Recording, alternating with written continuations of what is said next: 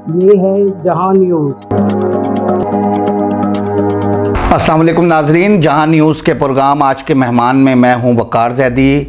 आज हमारे साथ एक रावलपिंडी इस्लामाबाद की सूबे भर की एक जानी पहचानी शख्सियत मौजूद हैं और यकीनन यहाँ तालीमी इदारों में तालीम हासिल करने वाला तकरीबन हर नौजवान तालिब इल्म और तालबा इनको बखूबी जानते हैं, क्योंकि ये हर एतबार से सरकारी और निजी तालीमी इदारों में किसी न किसी अंदाज़ में इनकी किसी न किसी प्रोग्राम में इनकी शिरकत होती है और मुख्तलिफ़ सेमिनार्स और समेत जो मुख्तलिफ़ प्रोग्राम्स होती हैं उसमें ये अपने जो तजर्बात हैं और जो नज़रियात हैं उसका वो प्रचार करते हुए नज़र आते हैं। जी मैं बात कर रहा हूँ all Pakistan private school management association Punjab के सदर। अस्सलाम वालेकुम इब्रार साहब। वालेकुम अस्सलाम। कैसे हैं आप? ठीक हैं, खैरियत से? हम आपकी बड़ी एक तो वैसे भी हमने महसूस किया कि बड़ी मसरूफ़ ज़िंदगी है, मुख्तलिफ़ दौरा जात और उसके साथ साथ जो ये तालीमी इदारों के साथ जो आपकी वाबस्तगी है उसमें आप किसी न किसी तरह अपना किरदार और यानी कि शामिल करते रहती हैं उसमें उसकी बेहतरी के लिए। अच्छा सर, आपसे बात करेंगे हम कि पाकिस्तान में जो तालीमी पसमानदगी है इसकी क्या वजूहात है, क्या समझते हैं, क्यों है ऐसा? हर हुकूमत आती है और वो यही कुछ ना कुछ नए मंसूबे, कुछ ना कुछ नए तजर्बात करती है कि बेहतरी आ जाए तालीमी इदारों में, तलबात की वापसी हो जाए। ये क्यों जाती हैं, क्या वजूहात है, क्या समझते हैं? बिस्मिल्लाहिर्रहमानिर्रहीम। सबसे पहले मैं जहां न्यूज़ का शुक्रिया अदा करूंगा कि आज आप मेरे पास तशरीफ़ लाए और तालीम के हवाले से आपने गुफ्तगू करना मुनासिब समझी। ज़ाहिर बात है कि एक तालीम का एक शोबा हमारे लिए नहायत अहमियत का हामिल है। बल्कि मैं अपनी गुफ्तगू का अगर आगाज़ करूँ कि कायद-ए-आज़म रहमतुल्लाह अलैह का वो कौल कि जिस वक्त आपने फरमाया कि तालीम हमारी मौत और ज़िंदगी का मसला है, तो काश हम कायद-ए-आज़म रहमतुल्लाह अलैह के इस विज़न को समझ लेती कौम, हमारे हुक्मरान समझ लेते, तो आज जो तालीमी पसमानदगी का हमें सामना करना पड़ रहा है हम उससे दो चार न होते।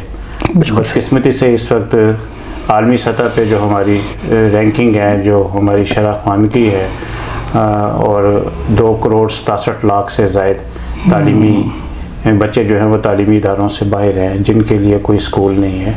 तो इतनी बड़ी एक तादाद में बच्चों का तालीमी इदारों से बाहर होना ये एक सवालिया निशान है हुक्मरानों के लिए भी और हमारे लिए भी। गो के वज़ीर आज़म पाकिस्तान ने ऐलान किया है कि इसमें हम तालीमी एमरजेंसी का नफाज का ऐलान करते हैं, तो लेकिन अमली तौर पे अभी बहुत कुछ करना बाकी है। अमली तौर पे हमें कुछ फील्ड के अंदर दिखाई नहीं दे रहा कि हुकूमत ऐसे इक़दाम करे जिससे एक शहरी को यकीन हो कि वाकई जो तालीम है ये हमारे हुक्मरानों की अव्वलीन तरजीहात में शामिल है। बिल्कुल। और देखा जाए कि हमारी जो आपने जो सवाल किया है, जो पसमानदगी है, उसकी बुनियादी वजह यह है कि हम वर्ल्ड बैंक और IMF के शिकंजे से बाहर नहीं निकल पा रहे और हम मरहून मिन्नत होते हैं उन अदारों के। और फिर बदकिस्मती इस मुल्क की कि ये कि हम अपना नसाब भी अगर बनाएं तो हम उनसे राय लेते हैं, उनकी मशावरत को शामिल करते हैं। तो इससे बखूबी अंदाज़ा हो जाना चाहिए कि हम तालीम के हवाले से हम और हमारे हुक्मरान कितने संजीदा हैं। सही। और 9 के करीब 1947 से लेकर 2016 तक तकरीबन 9 के करीब तालीमी पॉलिसियाँ जो है वो इस मुल्क के अंदर आ चुकी हैं, लेकिन एक भी एजुकेशन पॉलिसी अपनी असल रूह के मुताबिक उसका नफाज नहीं हुआ। ठीक, ये बदकिस्मती है हमारी। अच्छा, ये जो अमल दरामद ना होना ये हर शोबे में नहीं है ऐसा? जी है, लेकिन मेरा ख्याल है कि तालीम ही से कौमें बनती हैं। अगर तालीम को फोकियत दी जाती और इसको तमाम शोबों के ऊपर इसको हावी किया जाता, अपने तमाम वसाइल बरूए कार लाए जाते और तालीम के ऊपर काम किया जाता, तो मेरा ख्याल है कि आज जिस तरह हम माशी मसाइल का शिकार हैं, समाजी और माशरती, तो ये मसाइल हमें इनका सामना ना करना पड़ता अगर हमने फोकियत दी होती तालीम को। बिल्कुल सही है। अच्छा, आपकी नज़र में इसका हल क्या है? इसका हल क्या करना चाहिए? ये वज़ीर-ए-आज़म साहब ने तो ऐलान कर दिया। मैंने जैसे कि आपको कहा कि कायद-ए-आज़म रहमतुल्लाह अलैह ने फरमाया कि मौत और ज़िंदगी का मसला है कि जब कोई जिसके ऊपर मौत की कैफियत तारी हो तो वो फिर क्या करता है, अपने तमाम दस्तयाब वसाइल को बुरे कार लाता है कि वो कोशिश करता है कि किसी तरीके से इसकी ज़िंदगी को बचाया जाए। बिल्कुल सही है। तो फिर इस तरह अब अगर तालीम जो है वो कोई पुरसाने हाल नहीं है, इंतहाई नागुफ्ता बे हमारे तालीमी इदारों की हालत है। आप तमाम सूबों में, सिंध में देख लें, KPK के अंदर देख लें, पंजाब के अंदर देख लें, बलूचिस्तान के अंदर देख लें कि किस तरह जो है वो हमारे तालीमी इदारे वीरान हो चुके हैं। और ख़ास तौर पर मैं ये कहूँगा कि कोविड-19 के बाद तो इंतहाई यानी कि मसाइल से दोचार होना पड़ा तमाम शोबों को, बिल्कुल सही। लेकिन जहाँ दूसरे शोबे मुतासर हुए वहाँ तालीम का शोबा सबसे ज़्यादा मुतासर हुआ। सही। और उसका खमियाजा अभी तक हम भुगत रहे हैं। जो फैसले उस वक्त किए फैसला साज अदारों ने, उनका अभी तक हम जो मसाइल थे, जी बिल्कुल सही, उनके रद्द-ए-अमल अभी तक हमें। लेकिन आप देखें कि ये जो आपने अभी कहा कोविड का, ये तो 2-4-5 सालों का एक अरसा हो गया ना। 47 में पाकिस्तान बना और उसके बाद बतदरीज हम इस मकाम तक पहुँचे हैं। मुझे ये बताएं, ये जो मुल्की मईशत का कोई तालीम से आप समझते हैं कोई डायरेक्ट कोई वास्ता है? आखिर क्या वजूहात है कि वो जो तलबा तलबात स्कूलों से बाहर हैं, लाजमी सी बात है, हमने भी दर्जनों बच्चियों को देखा है जो दिन के टाइम उसी स्कूल टाइमिंग में कुछ ना कुछ काम कर रही होती हैं, और वो लाजमी उनके जहनों में या उनके वालिदैन के जहनों में भी होगा कि वो कोई हुनर कोई वो सीख लें और उसके बाद वो बाकायदा अपने ख़ानदान की हेल्पिंग यानी कि पैसों के हवाले से वो करें। तो ये कोई जो महंगाई तेज़ी में बढ़ी, क्या ये भी इसको डैमेज करने में इसका किरदार? सर, आपकी बात तो ठीक है कि कोविड भी एक फैक्टर है, लेकिन इससे पहले भी कोई इतनी आइडियल सूरत हाल हमारी नहीं थी। लेकिन कोविड की वजह से जो रही सही कसर थी वो पूरी हो गई है कि जिस वक्त आप बग़ैर इम्तहान के बच्चों को प्रमोट करेंगे तो वो जब खेप आगे जाएगी तो फिर यूनिवर्सिटीज़ तक उन्होंने बच्चों ने जाना है, तो बग़ैर इम्तहान के जब वो बच्चे वहाँ पर जाके परफॉर्म करेंगे तो वो क्या उसके नताइज क्या होंगे। जी बिल्कुल सही। तो दूसरा ये है कि इतनी बड़ी तादाद हमारे तालीमी इदारों की, भाई हुकूमत को इस हवाले से सोचना चाहिए, संजीदगी से सोचना चाहिए। हमारे अगर हम ये समझ लें, हम आज के फ़ैसला कर लें कि तालीम ही से कौमों के मुकद्दर बनते हैं, सही, तो फिर इसके ऊपर हमें फोकस करना चाहिए। सही कहा। तमाम वसाइल को बुरे कार लाने चाहिए।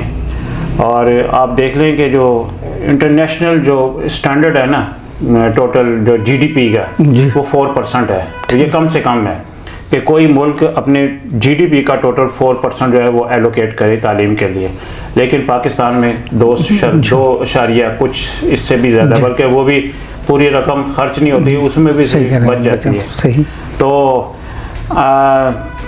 तालीम का अगर आपने कोई मॉडल देखना हो, तरक्की आपने देखनी हो, माशी तरक्की देखनी हो, तालीम के हवाले से देखनी हो, तो आप बांग्लादेश का देख लें।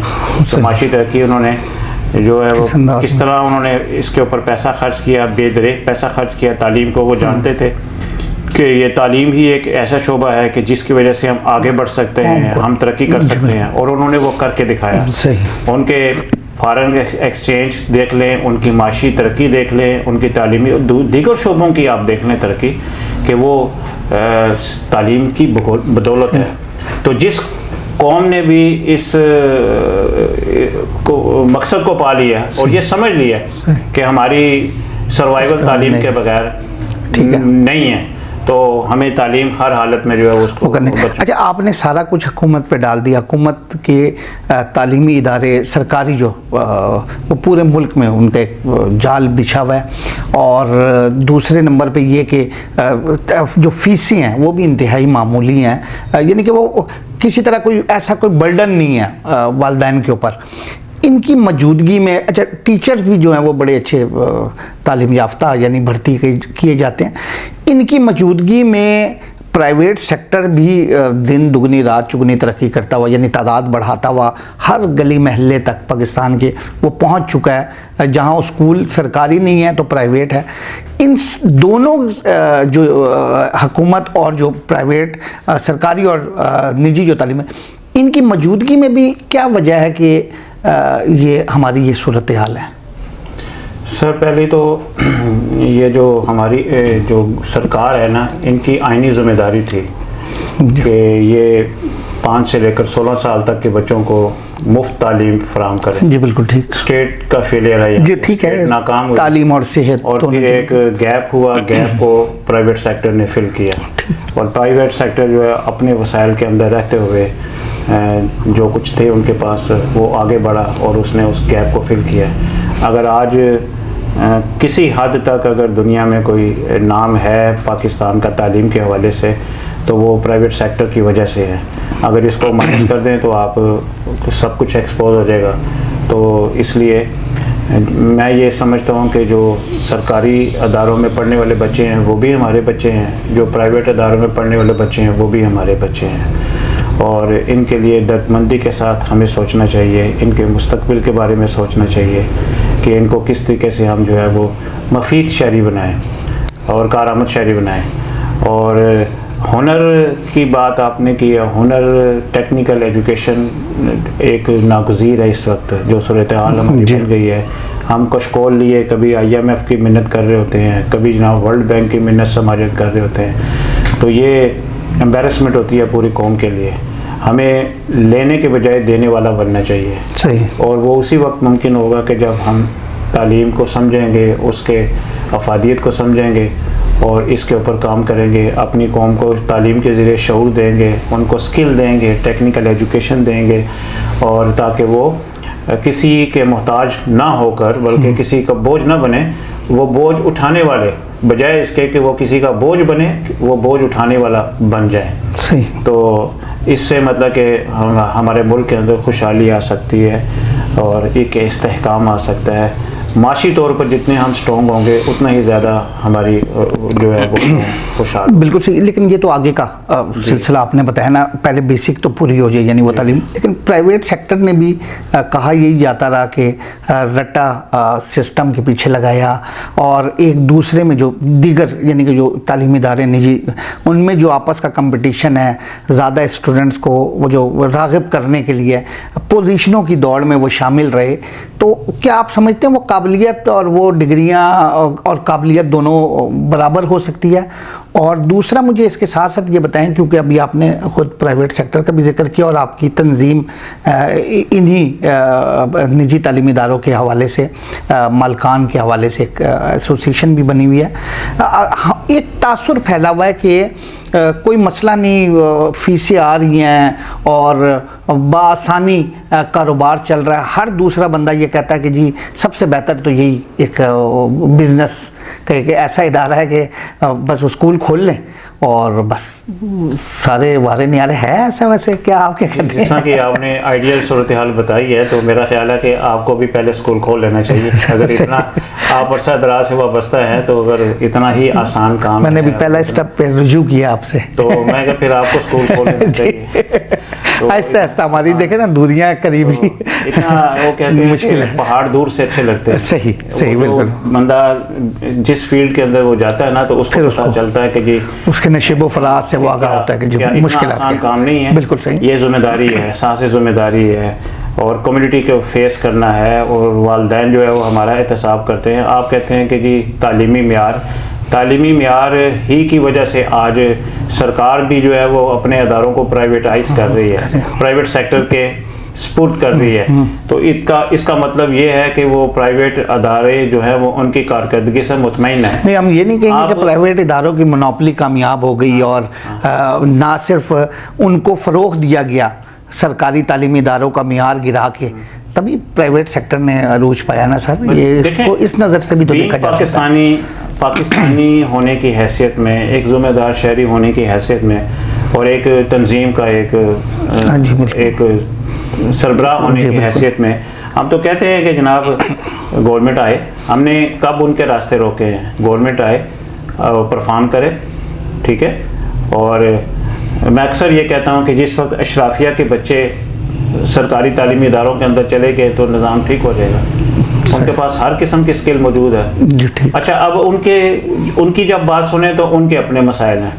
वो कहते हैं वहाँ पे सिर्फ तालीम के अलावा सारे काम करवाए जाते हैं। बैंगी को उन्होंने देखना है, पोलियो को उन्होंने देखना है, इलेक्शन को उन्होंने देखना है, ठीक है, खसरा की जो मुहिम है उन्होंने वो उसको देखना है, और कोई एमरजेंसी कोई मर्दमशुमारी की सूरत हाल हो जाए तो वो सरकारी टीचर्स ने ये काम करना है। तो अब आप देख लें कि वहाँ पे सरकार के हाथ स्वाय तालीम के बाकी सब कुछ काम हो। और सर मज़े की बात ये है कि अगर बच्चा फेल हो जाए तो सज़ा भी उसी टीचर को मिलनी होती है। तो वो सही कहा आपने, लेकिन आप क्या समझते हैं सर? आपने तो मुश्किलात गिनवा दी कि इन इदारों में वाकई मुश्किल है, लेकिन जब सरकार उसको प्राइवेटाइज कर रही है और उसकी निजकारी कर रही है स्कूलों की, तो तब भी तो प्राइवेट सेक्टर ही फ़ायदा उठाएंगे ना। देखिए कुछ ना कुछ तो फ़ायदा है, बिज़नेस बेहतर तो है ना सर। इससे आप ये तो नहीं कह सकेंगे। देखें अगर ये ना खसारे का होता तो कोई भी ना ले। नहीं, उसमें है मियारी तालीम का है सेक्टर जो है वो नुमाया है कि किसी मज़दूर के बच्चे को पूछ लें, सही, किसी आप आम रेडी वाले को पूछ लें, ठीक है, तो वो उसकी तरजीहात क्या होंगी? वो उसकी कोशिश होगी कि मैं अपने बच्चे को प्राइवेट अदारे के में दाखिल, ठीक है। इवन कि जो सरकारी इदारों के अंदर पढ़ाने वाले असातिज़ा हैं, इनके अपने बच्चे प्राइवेट इदारों के अंदर पढ़ रहे हैं, ठीक है। तो ये है ना, एतमाद है बेहतर प्राइवेट सेक्टर के ऊपर। ठीक। तो जिस वक्त माइंडसेट हमारा चेंज होगा, तब्दील होगा कि जिस अदारे के अंदर हम काम कर रहे हैं, हम जब उस अदारे के साथ लायल होंगे, इखलास के जज्बों के साथ आगे बढ़ेंगे, और हम कौम का दर्द हमारे दिल में होगा कि यार हमने कौम बनानी है, कौम साजी करनी है, तो फिर और हुकूमत भी जो सोचे कि ये जो तालीमी जो सरकारी इदारों के अंदर असातिज़ा कराम हैं और इनसे हम तालीम के अलावा कोई और काम ना लें, तो फिर तो निज़ाम चल सकता है। सही कहा। अच्छा सर जी, मुझे एक चीज़ बताइएगा कि हमारे पाकिस्तान में बिलखसूस अपने मुल्क में कितने % ऐसे वालिदैन हैं, लेकिन ये आपने बिल्कुल सही, यानी जो आप अंदाज़ा वो कर सकते हो, फेवर नहीं करनी किसी की, वो कितने % ऐसे वालिदैन हैं जो ये चाहते होंगे कि हमारा बच्चा काबिल हो जाए, एक्सपर्ट हो जाए, हमें बेशक वो फर्स्ट ना आए, वो इल्म को सीखे समझे, बेशक वो सेकंड ना आए, यानी कि पोजीशन और ज़्यादा नंबर लेना उनका मकसद ना हो, उनके अंदर उसका किरदार, उसके अंदर वो जो तालीमी काबिलियत है वो चीज़ आनी चाहिए। कितने % होंगे सर? सर अच्छे बुरे अफराद तो हर सोसाइटी के माशरे के अंदर होते हैं, तादाद है लेकिन बहुत कम है ना। तो फिर वही हो गया ना सर कि हम हर बंदा अगर इसी दौड़ में चल रहा है प्राइवेट सेक्टर की तरफ अपने बच्चों को लेके जाए, तो हमारे जहनों में वही कॉन्सेप्ट नहीं होगा। आप क्या समझते हैं कि बस फर्स्ट आ जाए, पोजीशन आ जाए, मेडल लेके घर आ जाए और हमारा भी सीना चौड़ा हो जाए कि हाँ जी फर्स्ट आया, सेकंड आया, टॉप किया उसने स्कूल में, तो हम तो उस कैटेगरी के लोग हैं। तो क्या हम कुछ बेहतर मुस्तकबिल दे रहे हैं पाकिस्तान को? सर ये जो कहते हैं ताली दोनों हाथों से बचती है, ये ट्राइंगल है। एक ट्राइंगल होती है, एक अदारा जो है वो जब काम करता है तो असातिज़ा हैं, टीचर्स हैं, स्टूडेंट हैं और पेरेंट्स हैं। ठीक। जब तक हर ट्राइंगल का हर ज़िला अगर हर साइड अपने ज़िम्मेदारियां एहसन अंदाज से पूरी नहीं कर रहा तो वो काम नहीं हो सकता। कोई भी एक साइड अगर मिसिंग होगी तो वो ट्राइंगल नहीं कहलाएगी। तो ये एक रिस्पॉन्सिबिलिटीज़ हैं, जिम्मेदारियाँ हैं। अब पेरेंट्स बदकिस्मती से हम उस कौम का एक हम हिस्सा हैं कि जहाँ छुट्टी करने के ऊपर ताज़ियाने खुशियों का इज़हार किया जाता है। ये वो कौम है कि जो IMF से कर्जा लेने के बाद मुबारकबाद पेश करते हैं, और छुट्टियाँ जब होती हैं तो ये छोटे से लेकर ऊपर तक मजाज हमारा कौम का ये बन चुका है, अदारों के अंदर बन चुका है। सहल पसंदी है और काम चोरी है कि ये काम ना करना पड़े और बाद जनाब मज़े से हम अपने कंफर्ट जोन के अंदर रहें। बिल्कुल सही। हर जो है बिल्कुल ये कोशिश है। और वालिदैन जो है वो रिलेक्टेंट होते हैं, वो कहते हैं वो जज्बा ख़त्म है सर। वो बिल्कुल सही, वो पेशन जो होना चाहिए कौम के अंदर कि हम अपने बच्चों को लेके चलेंगे, अच्छा इंसान बनेंगे, सारा अदारे के साथ मामला कोई नहीं है। फिर हुकूमती पॉलिसियाँ देख लें। अब आप देख लें कि एक जो स्टैंडर्ड है ना आलमी सतह पे 180 दिन वर्किंग डे होने चाहिए आपके एजुकेशन के, लेकिन वो आप देख ले पाकिस्तान के अंदर बदकिस्मती से 120 दिन भी हमारे नहीं हो पाते, नहीं होते। सही कहा, सही कहा, सही कहा। जनाब एहतजाज हो गया, जनाब छुट्टियां, जनाब और जनाब फलान जुलूस निकल आया, जी बिल्कुल सही कह रहे हैं, मौसम में खराबी, सबसे पहले तालीमी इदारों को बंद किया जाता है, तालीम को बंद किया जाता है। अब ये आप देख रहे हैं कि स्मोक आएगा लाहौर के अंदर, जी बिल्कुल सही कह रहे हैं, वो डिस्टर्बेंस हो जाएगी, जनाब सारे इदारों को बंद कर, बिल्कुल सही कहा, बिल्कुल इक़दामात नहीं करने, वो जो एक सिलसिला है स्मोक का उसको ख़त्म करने के लिए इक़दामात किए जाएं, तो तालीमी इदारों को कहते हैं कि सबसे पहले बंद कर दें, बिल्कुल ताकि हम कंफर्ट जोन में रहें, हमारे ऊपर जिम्मेदारियां कम हो जाएं, और यही वो तालीमी इदारे हैं जिनकी वजह से ये सारे मसाइल पैदा हो रहे हैं, और यही फसाद की जड़ भी है कि जिनकी वजह से जनाब ये स्मोक हो रहा है। सही कहा, बड़ी अच्छी बात की आपने। अच्छा इब्रार खान साहब, एक आप क्योंकि member district registration authority Rawalpindi भी हैं और पूरे पंजाब के क्योंकि आप प्रेसिडेंट भी हैं, इस हवाले से मुझे ये चीज़ बताएं, सरकारी इदारों से भी आपके वास्ते भी हैं, राब्ते भी हैं, आना जाना भी है, अपने मसाइल के लिए हल के लिए उसके लिए भी रब्ता करते होंगे, मालकान को, स्कूल मालकान को किन मसाइल का सामना करना पड़ता है ये जब स्कूल बनता है, कोई नया कोई रजिस्ट्रेशन का मामला और जो दीगर जो कवायद और ज़वाबित पूरे करने होते हैं, तो आप क्या समझते हैं ये कोई लेंथी अमल है, आसान है, या इसको किस अंदाज में इसको बासान और मज़ीद किया जाए? अभी आप इससे पहले आप बात कर रहे थे कि ये बड़ा आसान है स्कूल चलाना, बड़ा प्रॉफिट है इसके अंदर, पैसा है और ये पैसा कमाने की फैक्ट्रियाँ हैं, ये अदारे, ये कहा जाता है हम तो। बिल्कुल सही। तो आप एक अदारा जब स्टार्ट करें ना, तो आप बोर्ड लगा दें बाहर, बस इतना कर दें कि वो पता चल जाए कि महकमा को कि ये यहाँ पे तालीमी इदारा खुल गया, बस आप फिर देखें। ये असल में ये जो दूसरा सवाल है ना मेरा, ये वाला, ये आपके उस जवाब पे सवाल है। अच्छा। क्योंकि आपने कहा ना मुश्किल है, तो मैंने कहा फिर मुश्किलात भी पूछूं। फिर आप देखें कि जी आप किस तरीके से आपका दीदार करने के लिए महकमे आते हैं, ठीक है जी। तो 26 किस्म के टैक्सेस के लिए लोग आपके पास रहा था, बोर्ड लगाया आपके पास सबसे पहले बोर्ड लगाया, यानी टैक्स फ्री कोई ऐसा कोई सिलसिला नहीं। अच्छा, अब ये है कि बोर्ड आपने लगा दिया, पता चल गया यहाँ पे स्कूल है, तो आप जनाब सोशल सिक्योरिटी वाले आ गए, जनाब EOBI वाले आ गए, अच्छा जी प्रोफेशनल टैक्स वाले आ गए, जनाब ये लेबर वाले आ गए, डिपार्टमेंट वाले आ गए, जो यानी कि 20 डिपार्टमेंट्स जो है वो रश करेंगे आपकी तरफ, आएंगे कि जनाब ये तालीमी, वो नहीं देखेंगे कि अंदर के हालात क्या हैं, ये बंदा किन हालात के अंदर किस जज्बे के साथ ये काम कर रहा है। सही। और सबसे बड़ी बात मैं आपकी वसातत से आपके चैनल पे ये बात करूँगा कि ये कभी हमने सोचा ही नहीं इसके ऊपर हमारे हुक्मरानों ने कि अदारे हैं, अगर एक अदारा 500 रुपया फीस ले रहा है, एक अदारा 50,000 रुपया फीस ले रहा है, लेकिन एक ही लाठी से दोनों को हाँका जाए। जी बिल्कुल ठीक, कानून दोनों के लिए, लेकिन दर्जाबंदी कोई नहीं की गई। सही सही। अगर आप दर्जाबंदी कर लेते, आप कहते हैं कि जी ये है, जिस तरीके से अभी FBR वालों का एक है कि 1000 फी को उन्होंने एग्जाम्प्ट कर दिया है कि वो, हाँ ठीक है, उन्होंने समझा कि ये इतना कोई आज के दौर में कोई मसला नहीं, उन्होंने कहा कि एग्जाम्प्ट कर दिया, वो अपने अदारों के अंदर वो मशीन ना लगाएं। तो ये हम कहते हैं कि हुकूमत कोई कैटेगराइज करे अदारों को, ठीक है, ठीक है, कि देखे कि वो जो अदारा है उसकी पसली भी है कि नहीं है, सही। वो फीस ले रहा है, उसका फीस का क्या है, उसका निज़ाम कैसे चल रहा है, वो किस तरीके से चल रहा है। तो अगर वो मुश्किल, इतने मुश्किल हालात के अंदर भी, और अगर वो सर्व कर रहा है, तो मैं कहता हूँ उसके हाथ चूमो, उसको अप्रिशिएट करो सही कि यार किन वसाइल के अंदर। अब गवर्नमेंट जो है वो अरबों रुपए का बजट है गवर्नमेंट के अदारों के अंदर, सही, लेकिन हासिल वसूल कुछ नहीं है। एकर्स पर महीत बड़ी बड़ी बिल्डिंग है, हर किस्म की स्किल है, PhD उनके पास है, MPhil उनके पास है, लेकिन क्या है, पढ़ाई नहीं है, रिजल्ट नहीं है। तो वो मैं फिर उसको सलाम ना करूँ जो गली मोहल्ले में या दूर देहात के इलाके के अंदर बैठा जो काम कर रहा है, और वो जनाब रिजल्ट भी अच्छा प्रोड्यूस कर रहा है और अपना जनाब हिस्सा भी डाल रहा है, कौम को ख्वानगी की तरफ लेके जा रहा है, तो उसको अप्रिशिएट करना चाहिए। जो एजुकेशन अथॉरिटीज़ बनी हुई है मुख्तलिफ अज़ला में, उनके साथ भी आपका कोई मामलात होते हैं, तो वो बासानी अमल है ये, कोई इसमें कोई तरमीम की ज़रूरत है? जब से ये एक ऑनलाइन रजिस्ट्रेशन का सिलसिला शुरू हुआ ना, पेपर्स उसे कहा जाता है, तो ऑनलाइन पेपर्स रजिस्ट्रेशन सिस्टम है, उसमें तो अब आसानी हो गई है अदारों के लिए कि वो घर बैठे ही जो है वो उसको ऑनलाइन सारा कुछ कर लेते हैं। ठीक है।